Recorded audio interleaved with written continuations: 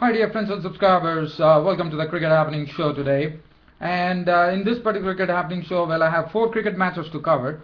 But what I'm going to start is, I'm going to start off with the game between West Indies and Bangladesh. As you know, West Indies and Bangladesh, the match was probably definitely looking towards West Indies really getting to a victory, unless until the last wicket pair that had Nasir Hussain and Mahmudullah were at the crease.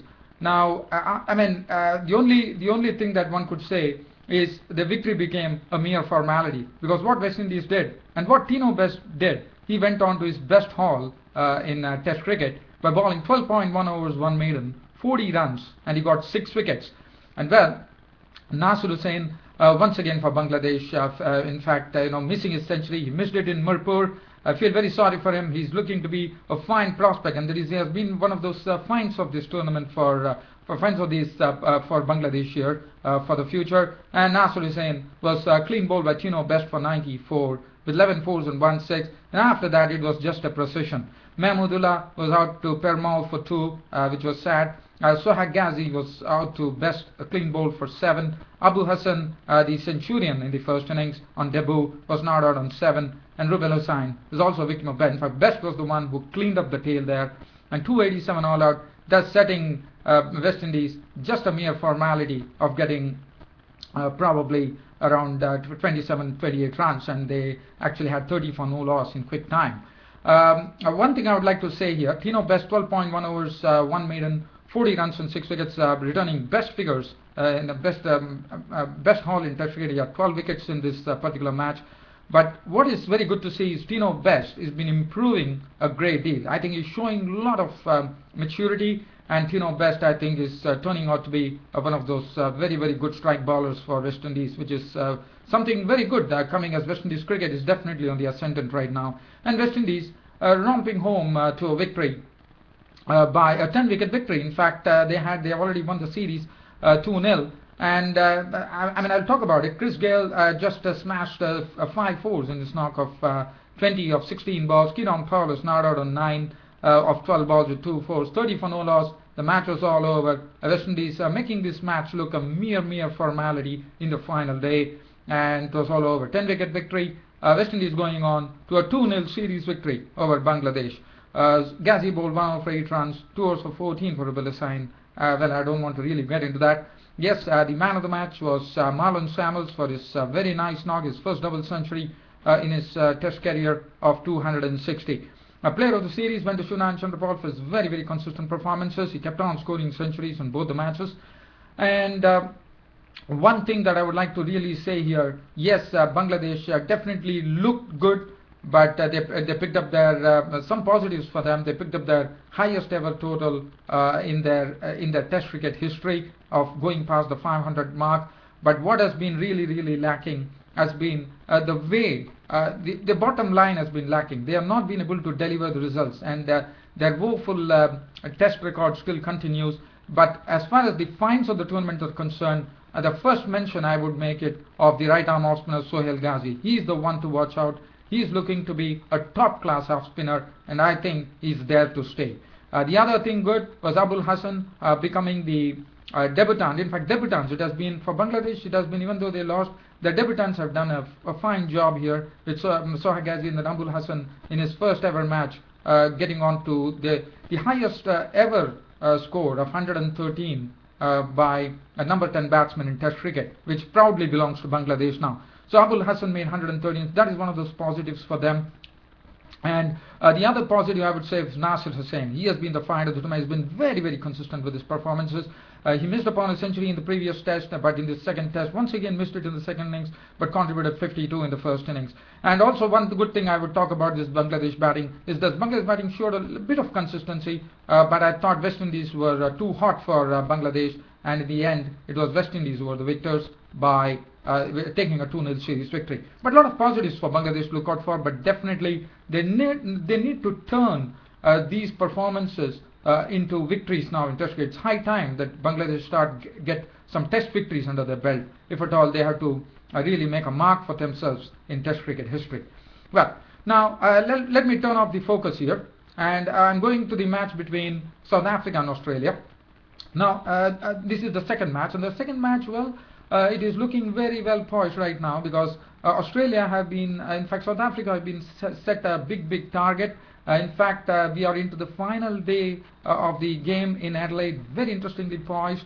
South Africans are the ones who are struggling right now. They are 77 for 4 at close of play on the 4th day of the second test match against Australia at Adelaide. They are 77 for 4 currently. They require another 353 runs with 6 wickets remaining to actually win the match. But it was very good on the part of Michael Clarke, who is an attacking captain. He decided to declare the innings close at 267 for 8. Michael Hussey's contribution was 54 with 7 fours. Matthew Wade beginning 18. Michael Clarke was an early victim. He was out for 38. In fact, Pattinson and Ben Hilfenhaus put up an unbeaten stand. That was what enabled Michael Clarke to declare the innings close at 267 for 8, with Pattinson not out on 29, with 6 boundaries, Hilfenhaus not out on 18, 267 for 8. So thus as they already had a 177 read.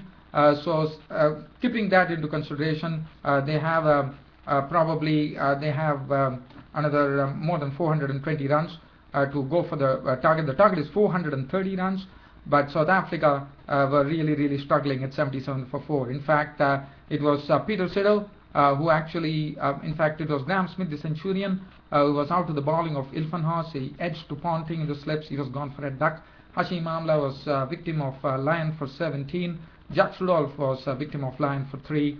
And Alvaro Peterson had his stumps disturbed by Peter Siddle for 24, 3 boundaries. And that was the time the South Africans were looking a bit shaky at 45 for 4.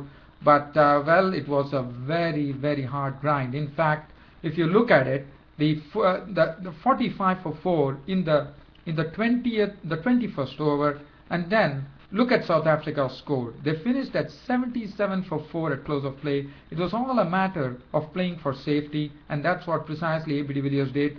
A.B. de Villiers was not out on 12 of 101 balls without any boundary, and Faf du Plessis once again 19 runs eked out of 74 balls with 1-4. And South Africans were the ones really on the rack here, and I think Australia are sensing something, because you know the highest victory ever achieved was in 2003, where West Indies beat Australia at Antigua. That was 418 runs with the Brian Lara's team doing it. But whether South African team is going to do it with only 6 wickets remaining, and with an unfit Kallis to come, I feel I would really say, unless A.B. de Villiers and Faf du Plessis can really bring up something, pull up a rabbit out of the hat, I think it is going to be next to impossible for South Africa to win the match. And well, rain is forecast, but not much, only 1 millimeter of rain. So probably that is not going to really usurp Australia's chances. Probably this would be a chance for Australia today to probably go on and take the series, because they already won the first test match, and they are 77 for 4.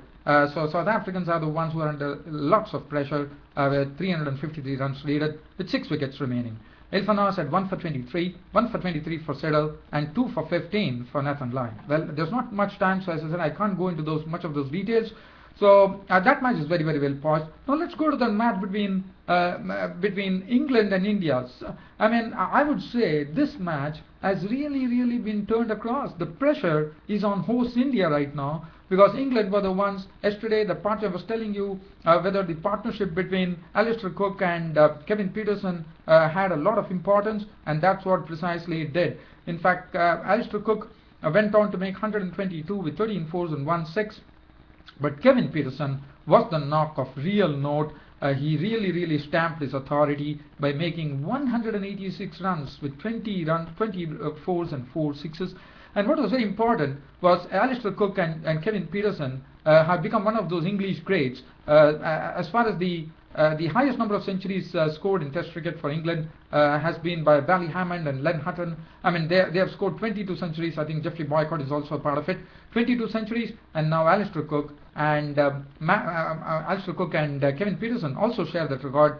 They are the ones who have 22 centuries each now, and what a performance! And after that, there were contributions from Samit Patel for 26 with 4 fours and 1 6, and Matt Pryor ran out on 21 with 34 balls with 3 fours. And England were all out for 413 after Harbhajan Singh and Ashwin wrapped up the tail, 413 all out. for England, but it was a very, very handy lead. In the end, that lead was very, very important as Monty Panesar went on to take 5 wickets for 61 runs in an Indian score which was really struggling. 117 for 7 was the final tally for India at close of play on the third day.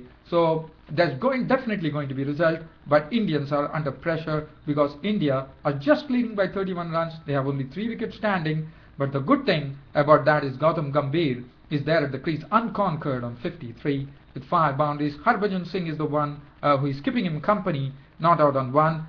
Thanks to Monty Panesar weaving a web around the Indian batsmen. In fact, all the 7 wickets went to the spinners. So basically, I would say England gave the taste of their India got the taste of their own medicine with Panesar and Swan really getting amongst the wickets. In fact, Monty Panesar 16 overs, 2 maidens, 61 runs on 5 wickets. Graham Swan 13 overs, 4 maidens, 39 runs on 2 wickets. Reduced India to 117 for 7. As I said, they are just 35 behind. Look at the scorecard. Sehwag was out for 9 with 1-4. Pujara, the form man in the series, was claimed by Swan for 6. Tendulkar, once again, probably whether he has played his last innings in Mumbai, one doesn't know. But Tendulkar was LBW, Panesar for 8. Virat Kohli was victim of Swan for 7. Yuvraj Singh gave his wicket away for 8. So the top order completely caved in meekly. And Mahendra Singh Dhoni, who talked about spin a lot, was out for 6. Panesar was the man who was the chief wrecker. Ashwin was gone for 11.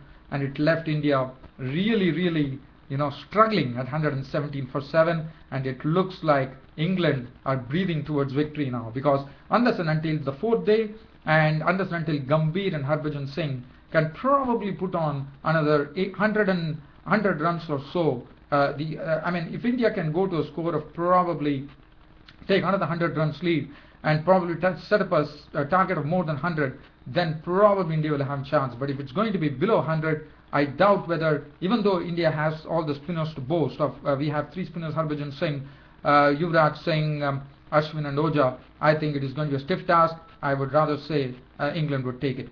Because Gambhir is not out on 53 and Harbhajan Singh is not out on 1. So all depends on this pair of Gautam Gambhir and Harbhajan Singh to eke as many runs as possible on the 4th day. Whether the Monty Panesar and Swan would really allow them to, that remains to be seen. Well, so here Indians are definitely under pressure. England are probably going towards squaring the series. Well, the other match that I would like to talk about is yesterday it was the first day of the second test match between New Zealand and Sri Lanka. New Zealand won the toss, elected to bat, but even though they lost 2 quick wickets for just 14 runs, they lost both their openers for 14 runs. The first to go was Martin Guptill, who was caught by Matthews in the slips of a ball from Kulashekhar, which shaped out, and Martin Guptill was gone for 4 with 1 boundary. Brendan McCullum, a bit of a sort of a doubtful decision from the umpire, as Shaminda Aranga had him LBW. Brendan McCullum was absolutely peeved at the dismissal, but he had to go for 4. But after that, it was absolutely nothing went Sri Lanka's way, with lots of application shown by the 2 batsmen at the crease, who took New Zealand to a respectable 223 for 2 at close of play on the first day, absolutely snatching the honours away from Sri Lanka on day 1. With Brendan McCullum not out on, it was the captain Ross Taylor leading the way, not out on 119 with 10 boundaries. Kane Williamson was going towards his 3rd test century. He had an unbeaten 95 to his name with 8 boundaries. 223 for 2 was the final score for New Zealand at close of play. And they did a marvellous job there. And I think my YouTube broadcast is coming to an end, so I have to just wrap it up here. Bowling figures, I said 1 for 42 for Nuwan Kulashekhara, bowled extremely well. And 1 for 70 for Shaminda Aranga. The spinners couldn't make much of an impression. 5 overs, 1 minute, none for 14. For Angelo Matthews, Rangana had 21 overs, 2 minutes, none for 45. So they were 23 overs, 3 minutes, none for 47. But one thing I would like to say, Mahela Jayawardene definitely tried to hem them with lots of spin, but they really stood the test well, Ross Taylor and Kane Williamson, and took them to a respectable score of 223 for 2 at close of play on the first day of the second test match against Sri Lanka at the Pisara Stadium here. That's it from me, your host Ram, for the Cricket Show for today. See you all tomorrow. Thank you.